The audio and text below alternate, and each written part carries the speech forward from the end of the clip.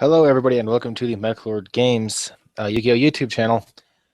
I am here today with a Nordic Control deck coming up for the new 2015 January format. Can be played in 2014 or 2015, whenever you want to play it. This deck, it takes a lot of, it took a lot of thinking and a lot of edits to really make this deck have decent synergy. It's good, it's strong, and pretty consistent. All the games I played with it so far, I really haven't had many problems controlling the game. So, in essence, that can really be a big help in your duels. So to start off with, we have 3 Fire Hand and 3 Ice Hand for a bit more of a control effect, and that is always a good thing to have when playing against meta. Fire Hand destroys monsters, Ice Hand destroys back row, gets rid of troublesome threats, and can really make your opponent not want to do anything, which can allow you to set up. And that really is a plus. And if you play this deck the right way and you play it right, you're going to know when to make your moves, you're going to know when not to, and this deck is really just too much fun. We have 2 Trap Checks Marmilio to search out trap hole cards, and we actually tuck in 3 targets. So that is always good news, and a lot of things in this format come from the extra deck. So we actually do have solutions to extra deck problems. 3 Tire of the Nordic Champion. I don't summon him ever. I mean, you can, and go plus off of Supply Squad in the deck, which can be pretty useful. But Tire is a warrior, and he is searchable via Rhoda. So we actually have this in there for synergy with Rhoda and giving us a little bit more speed. We have 3 Valkyrie of the Nordic Ascendant, just to quick get into those level 10 synchro monsters such as Odin. Or, I mean, there is one card in this deck that is OCG that does need to be swapped out, but you guys will notice that in a second. But I'm playing it with one OCG card, really, but we'll soon become TCG, so I really don't see it being much of a problem playing it, just play testing it with it, and it's pretty good, really good actually, when you make it. You usually don't though, so that's a bit of a problem. But we have 2 Goldfax of the Nordic Beast and 2 Mara of the Nordic Alpher. Mara we use with the tires for synchros to make our Loki one of our gods, because we can't use it for Odin, but we could use it for Loki. And you want to be able to consistently get you want to get Nordic monsters, and this is a Nordic monster. If you can't make anything else, sorry, I have 2 OCG cards in the deck, my bad. But if you can't really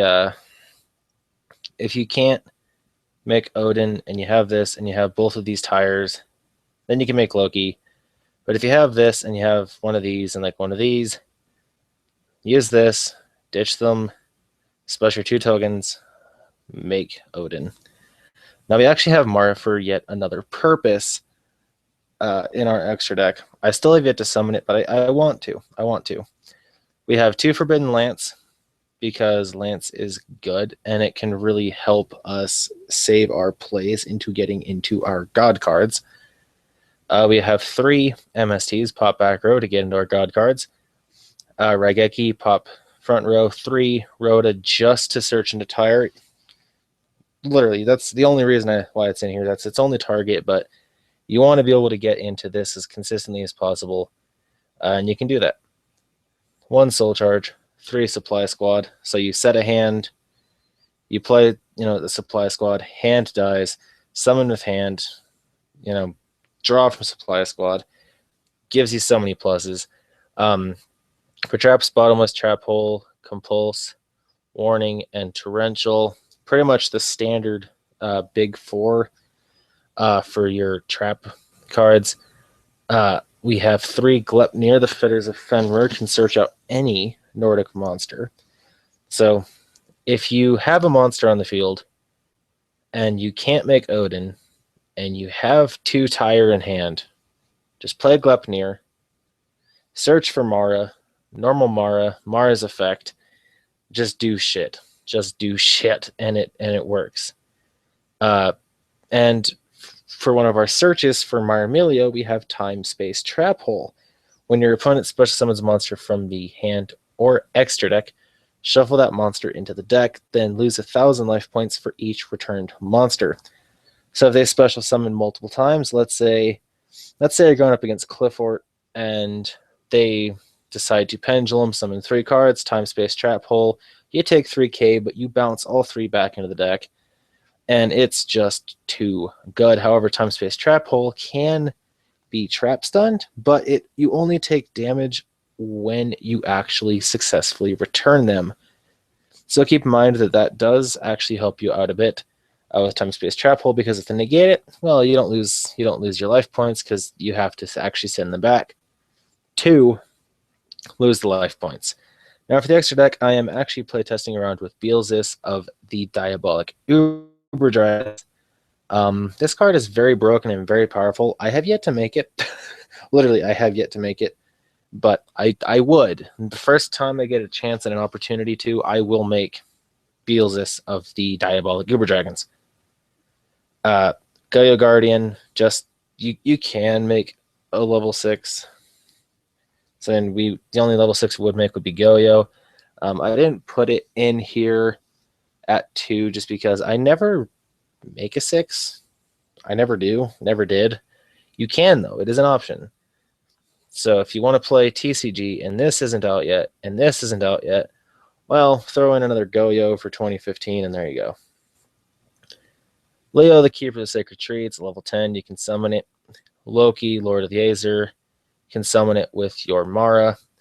To Odin, because Odin is like the one thing that I could see myself making more consistently, just due to the amount of Nordic monsters that we actually have. And the chances that, Odin has to die. So you could really play Odin at 2 and get away with it, because you rarely ever summon anything else. Scrap Dragon for an 8 if you need be. Stardust Spark Dragon for an 8 if need be. Stardust Warrior for a 10. Very broken. Very, very, very broken. When your opponent would special summon a monster, tribute this card, negate the special summon, and if you do destroy that monster during the end phase, if this card was active, if this effect was activated,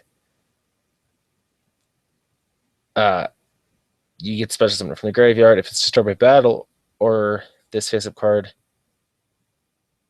well, you don't get its special summon effect because you don't have a level 8 warrior. But if you did summon this, you could. So you could easily swap into something like Crimson Blader, just for decks that run high-level monsters, like Shadow. No construct, no window for you. So that could be a good positive bonus with this deck. Would completely shut down Necros if you were to get into Crimson Blader, so on and so forth. So that is a good tech choice if you want to do that. I wasn't really thinking about it. I mean, you could summon Goyo Guardian with Stardust Warrior, so that is also a good thing. And it's level 8 or lower, so you could. For XCs, Castell, Dagusta Emerald, 101s, Black Shibacorn, and Heartland Drago. Never really make any XCs. The only XCs that I ever really made was Castell and Dagusta Emerald. Didn't really make anything else. Didn't need to. Just felt like that these guys, didn't make them. Didn't see Soul Charge in my games. But you know what? The deck is set up perfectly fine. What the hell is this? Symbol of Heritage. Anyway, that is the deck profile. I don't have a side deck because I'm not sure what the meta for 2015 will be. But for this format, typical stuff, Shadow Imprisoning Mirror, non-fusion area, stuff like that, if you really just want to side in for a more control-y feel against your enemies. But thank you for watching. My name is Meckler Games. Remember to subscribe, like, leave your comments down in the comment section below, and remember to tune in for the next videos and check out the rest of my content. See you guys later, and peace out.